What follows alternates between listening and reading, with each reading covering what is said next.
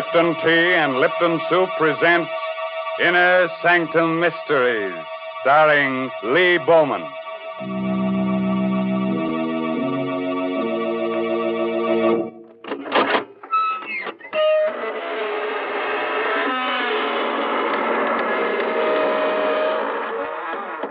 Good evening, friends. This is your host, Raymond. Welcome to the Inner Sanctum. Come in, won't you? What are you staring at? The walls.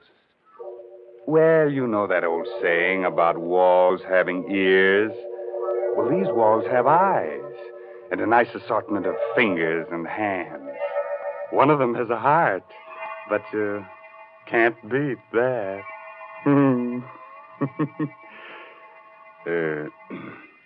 Don't mind me, friends. In my old age, I'm getting to be a bit of a gore. You're getting to be a crotchety old bachelor, that's what. Who said that?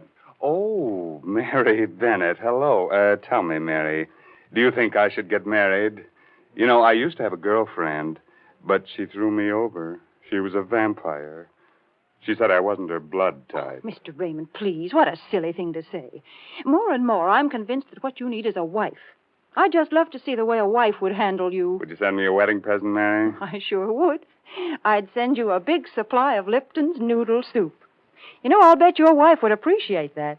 My goodness, in the old days, it took a woman all day to make a pot of noodle soup, whereas nowadays it only takes a jiffy. That is, when you use Lipton's noodle soup mix. But Lipton's has got the same homemade taste, believe you me. It's got the same chickeny flavor. Yes, sir, a hot plate of Lipton's noodle soup is a grand welcome home for the whole family. One whiff of that savory Lipton's noodle soup, and folks feel relaxed and ready for dinner with a rousing good appetite. Well, now, that's a very pretty picture, Mary. Which reminds me, our story tonight is about one of the fine arts, murder. It's called Death is an Artist, an original tale by Frederick Maytho. And our star is from Hollywood, Lee Bowman, soon to appear with Rita Hayworth in the Columbia Technicolor picture Tonight and Every Night. So curdle close to the fire and turn the lights down real low. By the way, if you have a little spook or two in your home, looking behind your shower curtains before turning on the water is the courteous thing to do. Otherwise, you might be dampening your spirits. Now let's get on with our story.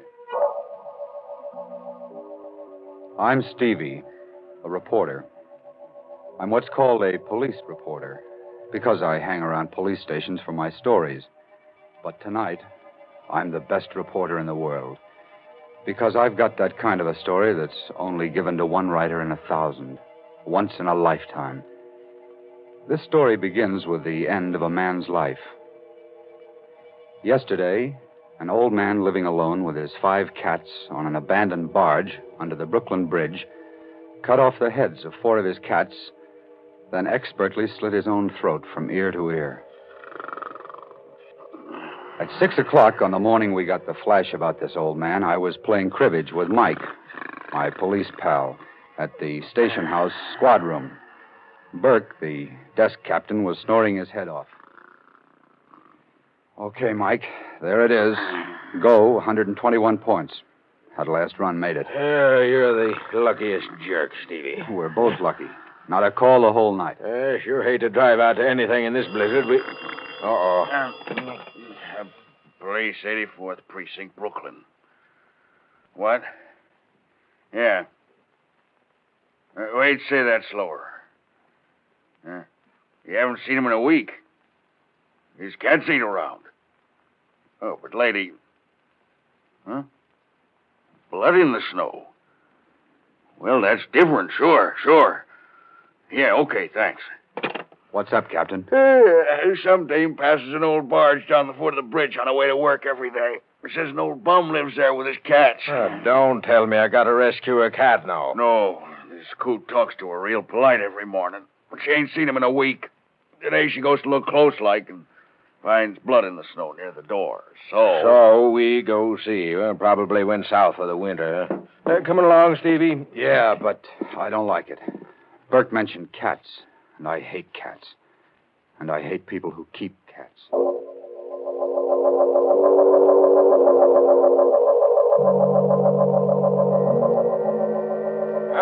this is it, I guess. Come on, Stevie. Hey, look, Mike. There's a snowman. So what? Haven't you ever seen a snowman? Yeah, but look. That's not an ordinary snowman. It's a beautifully sculptured head of a woman made out of snow. Ah, come on. It's cold. Let's get inside this scow here.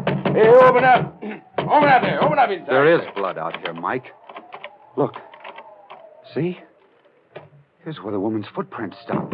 Okay, Sherlock. Help me bust this door. Okay.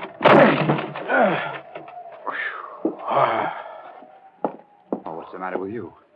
Look on the floor. Holy mackerel. 1, 2, 3, 4 cats with their heads cut off. And another one. Alive. Hey, where are you going? I told you I can't stand them dead or alive.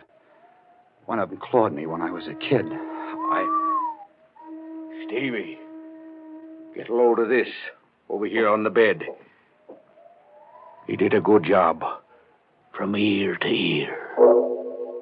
He had done a good job. He was naked to the waist, and his hairy torso was bathed in blood. His head lay to one side and was nearly severed at the throat.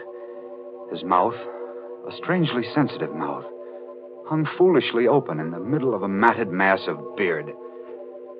But it was his eyes that stirred something inside me.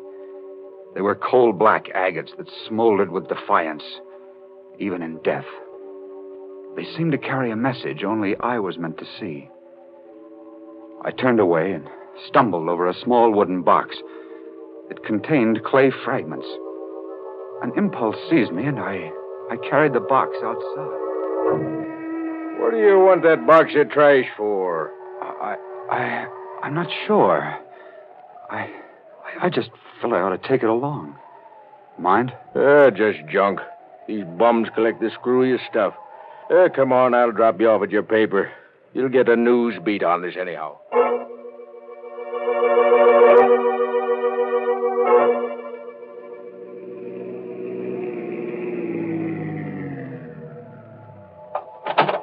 Okay, Mike. Thanks. I'll call you later to see if you identify the old bird. All right, Stevie. Hey, here's that box of junk. You want it? Oh, yeah. Yeah, thanks, Mike. I wrote the item.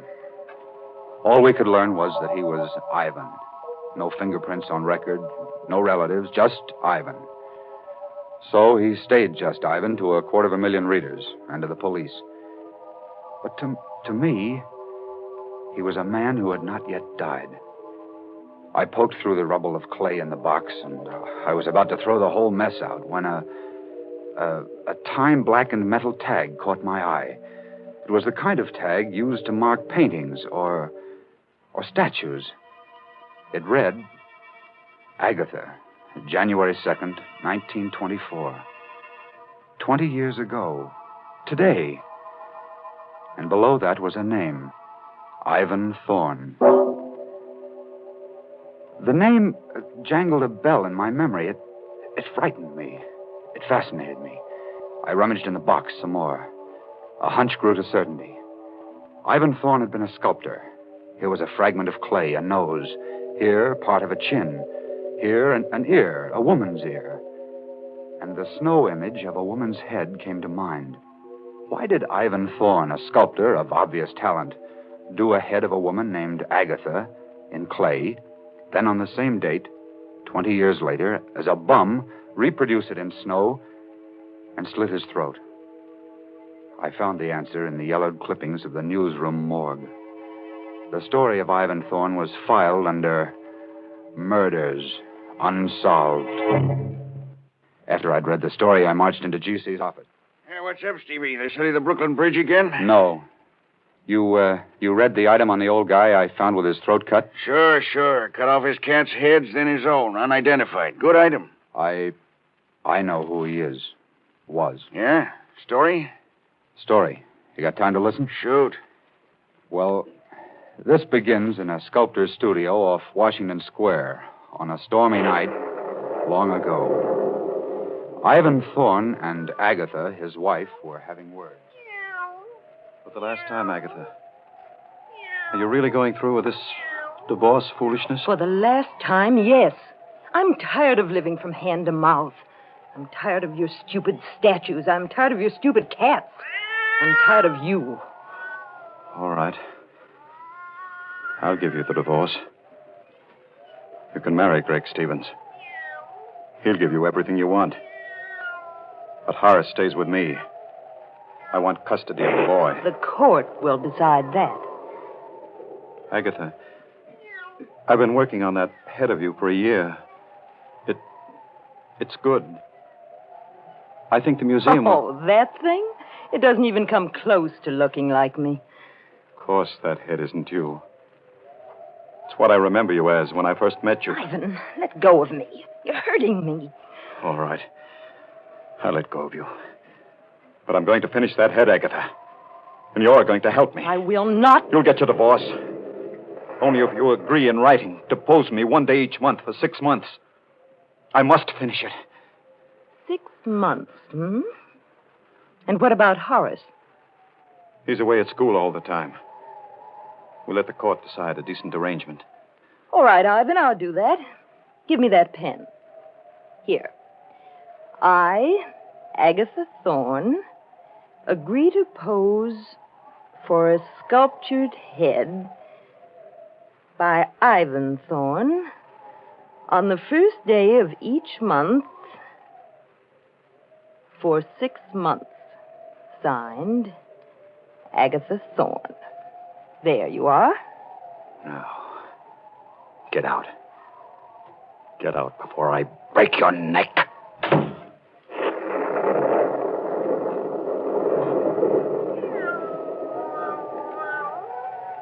She's gone. She's gone. But I'll see her again. 6 more times. That's all I need. 6 more times.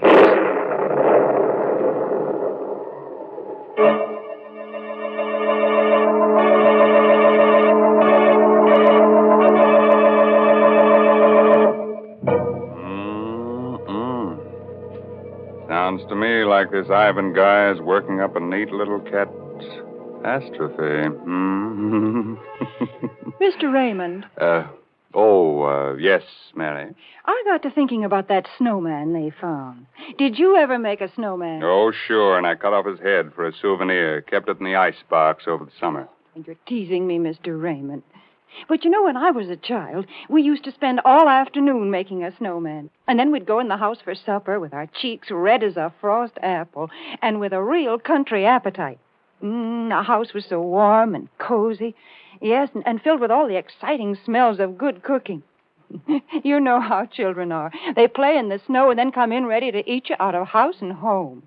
And I've got a grand suggestion for these winter night suppers. Lipton's Noodle Soup Mix. It's such a heartening dish. Thrifty, too. Costs a lot less than canned soups. Yes, Lipton's Noodle Soup just seems to belong to folks young and old who've got a healthy appetite and a yen for homemade chickeny-tasting soup. Mary. Yes, Mr. Raymond? Mr. Bowman is waiting to resume his part of the young police reporter, Stevie. That's right. You remember, Stevie told his editor that Ivan was divorced by his wife, Agatha, 20 years ago, and how the events that followed turned the sculptor into the tired old bum he was when he slit his throat under the Brooklyn Bridge. Well, Stevie, did Agatha get her divorce? Yes, and the court gave her custody of their 6-year-old kid, Horace. She married Greg Stevens, and according to these clippings, she kept her agreement with Thorne. She posed for the head he was doing of her so that he could finish it. The first day of each month for 6 months, huh? Yeah.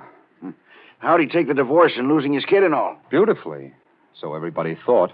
It got to be the talk of the town. The three of them, Agatha, Greg, and Ivan, seemed to get along fine together. The Stevenses were frequent callers at Thorne's studio. Oh, I say, Thorne, why won't you show me the head you're making of Agatha? That isn't fair, you know. Not till it's finished, Greg. You wouldn't appreciate it as it is now. It really is good, Ivan. When will you finish it? Yes, Ivan, when? I want to finish it on New Year's Day. That will be the last time you need pose, Agatha. Can you make it that day? Well, I'll just have to, won't I? Yes. At 3 o'clock? At 3 o'clock. Come on, Greg, darling. Good night, Ivan. Good night, Ivan. My goodness, 6 months goes by so fast, doesn't it?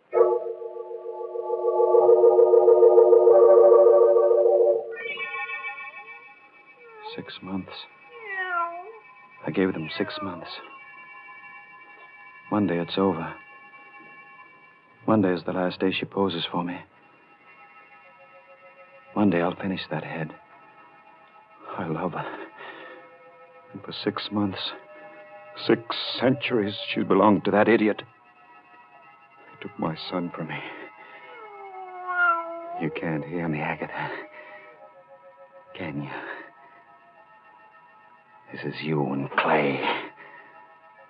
You can't hear me. Everybody thinks it's wonderful that Ivan Thorne is such a good sport about it. I fooled them all. I fooled you. Yes.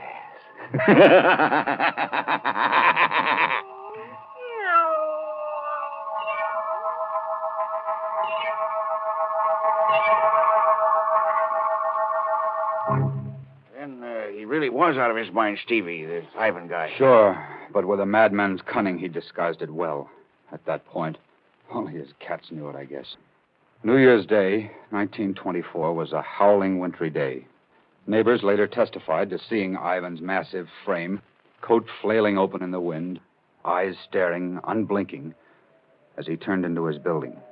It was the last time they saw him. In his studio, Ivan kicked his door shut and began talking to Agatha's statue, as he'd gotten into the habit of doing now for some time. I'll set the table by the fire, Agatha, just as we always did. You like that? And I'll set a place for little Horace. Oh, I know you don't want him to come here, but we'll just make believe, huh? Agatha, I must pull myself together. Happy New Year, Agatha. Come in, come in. And the same to you, Ivan. Oh, let me get to that fire quickly. I'm frozen up. Why are you bolting the door? The draft rattles the door. Here, give me a coat. Now, how about a bite? By the fire? Why, Ivan. How quaint. Just like old times, hmm? This is the last time you'll come to pose. Have you minded living up to our agreement? No, Ivan. You've been very decent about it. But tell me, why are you so set on finishing the head you're doing of me? Have you ever seen a human skull, Agatha? Ugly thing. Long after that pretty head of yours becomes a skull, the head I'm making of you will live in ageless bronze. That's why I'm so anxious to finish this work. I see. Well, shall we start, Ivan?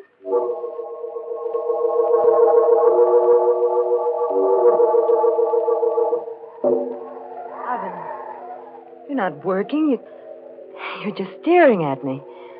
I'm studying the line of your neck, darling. It eludes me. Well, hurry, please. I've sat here for 2 hours now. I'm tired. I'll be finished soon. Then you can rest, darling. Then you can rest. Ivan, you're looking at me as though... Ivan! You've moved your head again, darling. Here, let me show you. There. So. Just like this. Don't move, Agatha. My fingers are loose on your throat. But in a split second, I can sink them into you tight. Like this. Don't... I've loved you more in these few months you've been away from me than I ever did before. I'll always love you. But if I can't have you, no one else can. Ivan, you're mad. You can't do I gave you 6 months with that fool because I wasn't sure. I thought I could get over losing you and the boy. But I can't. We all thought you would. Resign. No. Even now, I don't know if I want to kill you, Agatha. I'm not sure. No, you don't. You know you don't. Think of Horace. Your son. I am thinking of you, little fool. Oh, Greg. Greg, help me. Greg. You've got the nerve to speak his name here. No. You aren't Gregory.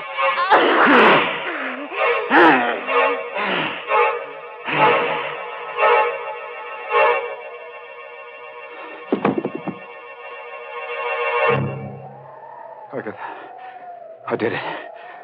But you made me do it. How beautiful you are. Dead. Look at this clay head. Agatha, see, I was wrong. You're much more beautiful. I've changed my mind. I don't want fame. I don't want a statue.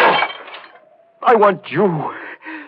See, Agatha, I've broken it, smashed it. It's Greg Stevens who should die. He did all this to us. I'll go see Greg. That's it. But I must be careful now. I must make Greg suffer. Oh.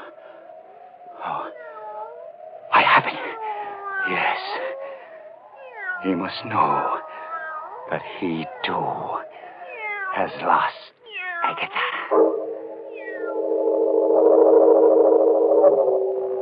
Wow, that's some yarn, Stevie. He actually strangled Agatha, huh? What happened then? He left his studio and called at the Stevens' house a little after 6. Greg Stevens and young Horace were the only ones there, except for the butler. He testified that Ivan quietly asked to see Stevens alone. He had a bundle in his arms, covered with a piece of black velvet, when Gregory greeted him. Ivan, well, glad to see you and Happy New Year to you. But where's Agatha? She was supposed to be with you. She'll turn up shortly. Said something about a girlfriend she had to stop by for. Oh, I see. Well, come on in, Ivan. We can have a glass of sherry while we wait. Thanks. Put your package down somewhere on the table here. Thank you. Did you get a lot done today? On the head, I mean? Yes. I've finished it. Oh, good. Say, that wouldn't be it in that box, would it? Yes, as a matter of fact, it is. Well, good heavens, man, let me see it. I've been kept from all this long enough. Now that it's finished, No, wait. I'd Till Agatha gets here. I'm going away for a while, Stevens. Before I go, I want you to tell me something. Do you love Agatha? A lot, I mean. A lot? I worship her. I adore her. You know what you did to me when you took Agatha and my boy from me? Well, the choice was hers. I'm glad for my sake. I'm sorry for you. But I thought you were resigned by now. Resigned? You poor fool. I've lived a life of raging hate for you. Ivan, sit down. You don't have to be sorry for me anymore, Greg. You can start feeling sorry for yourself. Thorne, what are you driving at? Everything comes out even, Greg. Come over here. What's in that box? Come closer, Greg. Here. I'll take the cloth off. See for yourself. Agatha! You fiend! You beast, I'll kill you! Hurts, doesn't it, Greg? Hurts to lose Agatha. Doesn't it? I'll kill you! I'll kill you! Oh, you won't! Get away from me! You won't kill me. I won't kill you. We'll both live to remember. Thorne didn't kill Stevens? No, GC. He knocked him out. They found his footprints in the snow along with the kids. He must have stopped to say goodbye. What a story. He slit his throat this morning as a bum on a barge. Yeah. Took his cats with him. The clay fragments I found in that box on the barge were all that was left of the clay head of Agatha. Nobody even found out how he got away or managed to stay hidden for 20 years? No, that's his secret. Well, write it up, stupid. I can't. I won't, G.C. You can't print that story. The devil I can't. Where's this Greg Stevens? Where's Horace the kid? Find him. Greg Stevens died penniless and insane a year later. His kid was raised in an orphan asylum. Well, find the kid. Now, let's see. He'd be about 26 today. Maybe he doesn't know any of these things. What a scoop. Get busy. Look, you can't print this story. Why do you think I didn't write it up and hand it in? I feel sorry for the kid. I was raised in an asylum. A story's a story. What do I have to do? Draw you a diagram, G.C.? Why do you call me Stevie? Well, because your name is Stevens, I guess. And, good heavens. You don't mean. Yes, my name is Stevens. I never use my first name. I don't like it. It's Horace. That's right. You're Horace Stevens. Yes. My father was Ivan Thorne.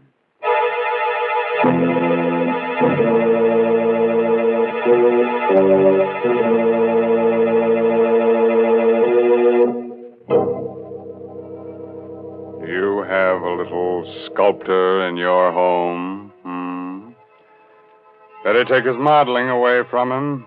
Might grow up to be a bust. That's enough to give anybody the creeps. It certainly is, Mr. Raymond.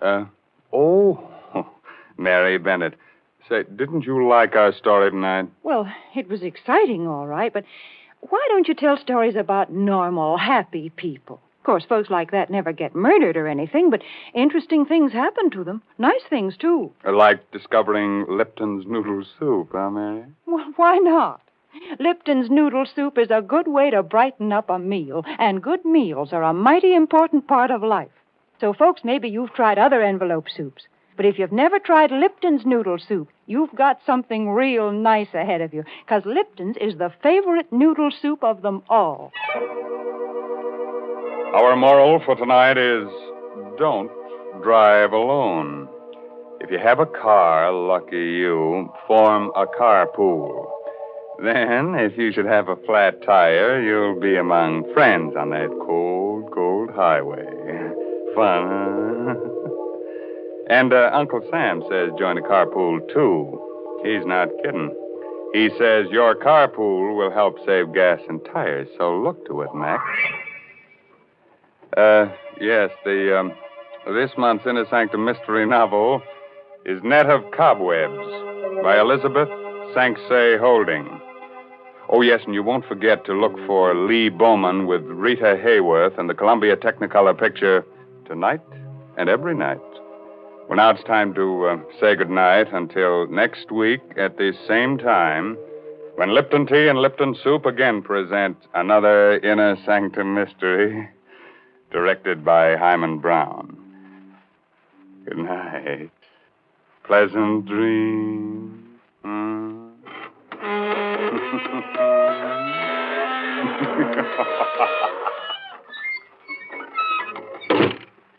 Folks, I got to thinking about wintertime, about snowmen and frost pictures on the windows, and about how cozy a house can be when there's a gale blowing outside. And then I got to thinking about Lipton tea, because a cup of Lipton's, the tea with that brisk flavor, really hits the spot. It's so cheerful and warming. You know, the word brisk, B-R-I-S-K, means that Lipton tea has a fresh, lively flavor. It's never thin or wishy-washy. That's why Lipton's is America's favorite tea. So don't forget to ask for it when you go to the grocery store. And don't forget to tune in next Tuesday night for another Inner Sanctum mystery.